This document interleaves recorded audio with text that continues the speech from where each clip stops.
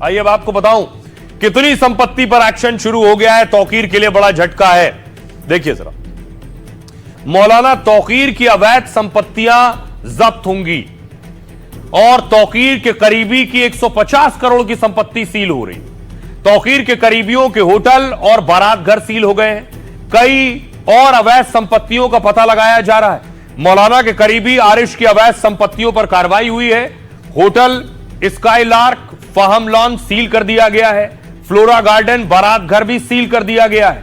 Hotel और बारात घर का निर्माण नक्शे के अनुसार नहीं था। तौकीर के करीबी नफीस की 40 अवैध दुकानें सील कर दी गई। इससे पहले तौकीर के आईएमसी दफ्तर को भी सील किया गया।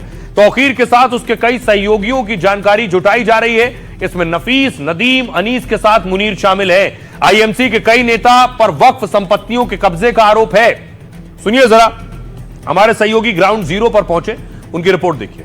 डॉक्टर नफीस जो है वो शख्स है जो कि तौकीर रजा के पहले मीडिया प्रवक्ता हुआ करते थे और उसके बाद में उनका एक अभी वीडियो वायरल हुआ था 3-4 दिन पहले, जिसमें वो कह रहे थे कि अगर हाथ लगाया गया तो हाथ काट देंगे। तो इस तरीके से एक वीडियो वायरल हुआ।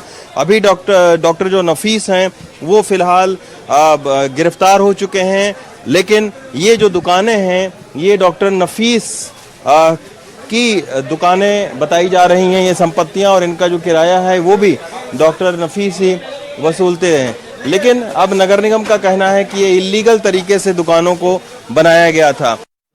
अब जानकारी ये मिल रही है कि दरअसल बड़ी साजिश थी। बड़ी साजिश यानी हिंसा कराने की बड़ी साजिश थी। पहले से प्लानिंग की गई थी और प्लानिंग में पुलिस पर हमला भी शामिल था। अगली तस्वीर में आपको दिखाऊं, तौकीर की गिरफ्तारी हुई।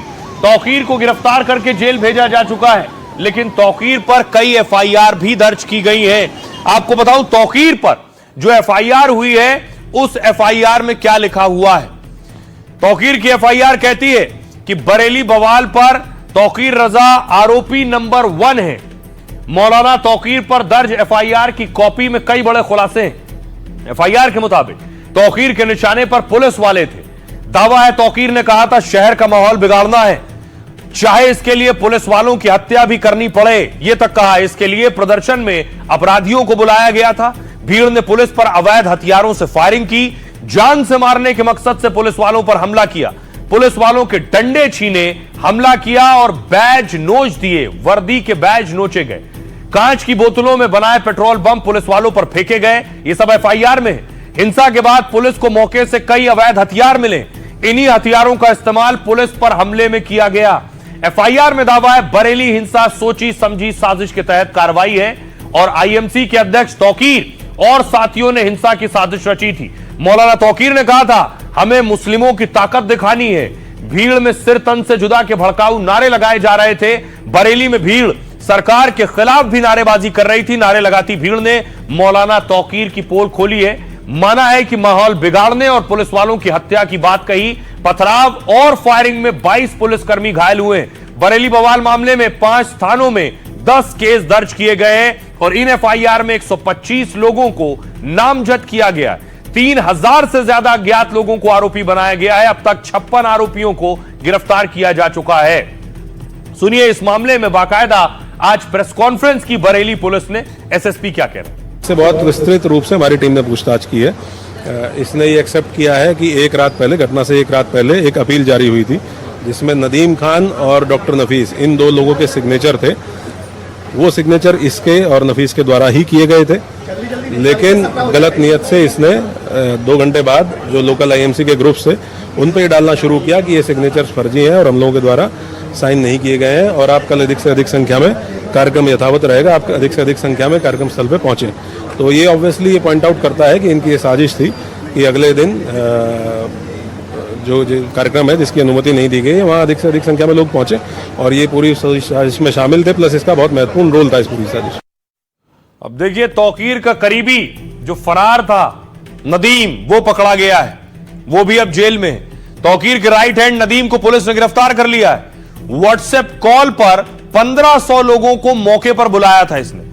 नदीम जुमे की नमाज के बाद से ही लापता हो गया था। तौकीर के साथ प्रशासन की बातचीत नदीम के जरिए ही होती थी। पुलिस के मुताबिक नमाज पढ़कर ज्यादातर लोग घर चले गए थे, लेकिन इसके बाद नदीम ने ही 50 से ज्यादा व्हाट्सएप कॉल किए।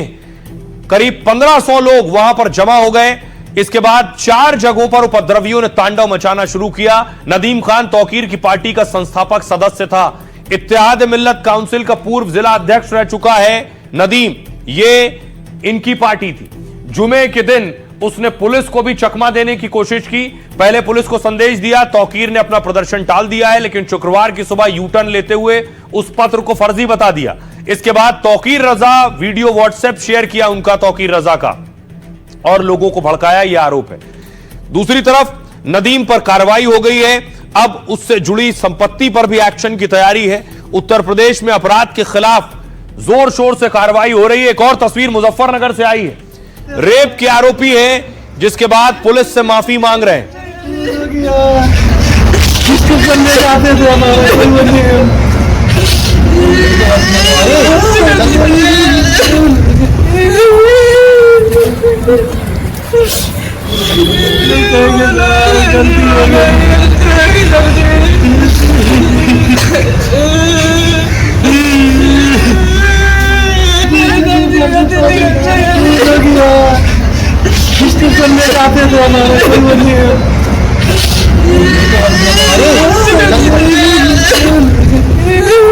महाराष्ट्र लिए चलता हूं। महाराष्ट्र से जो तस्वीर सामने आई है वो देखिए जरा। महाराष्ट्र में हुआ ये बवाल, इस बात को लेकर महाराष्ट्र में जमीन पर आई लव मोहम्मद लिख दिया गया। उसके बाद इस पर हंगामा शुरू हुआ।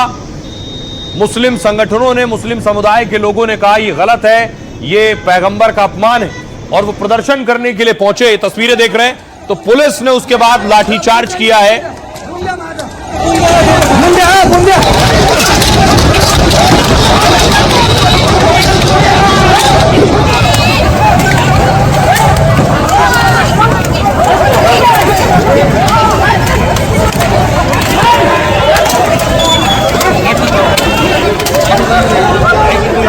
अब आइए आपको बताऊं कि अहिल्याबाई नगर का पूरा मामला क्या है, क्या हुआ। महाराष्ट्र के अहिल्या नगर में बवाल के बाद तनाव है। यहां आई लव मोहम्मद लिखी हुई रंगोली पर बवाल हुआ। दावा है कि सड़क पर आई लव मोहम्मद की रंगोली बनाई गई, जिसे देखकर स्थानीय मुस्लिम समुदाय आक्रोशित हो गया। गुस्साए मुस्लिमों की भीड़ सड़क पर प्रदर्शन करने उतरी। पैगंबर मोहम्मद के अपमान का आरोप लगाकर थाने का घेराव किया।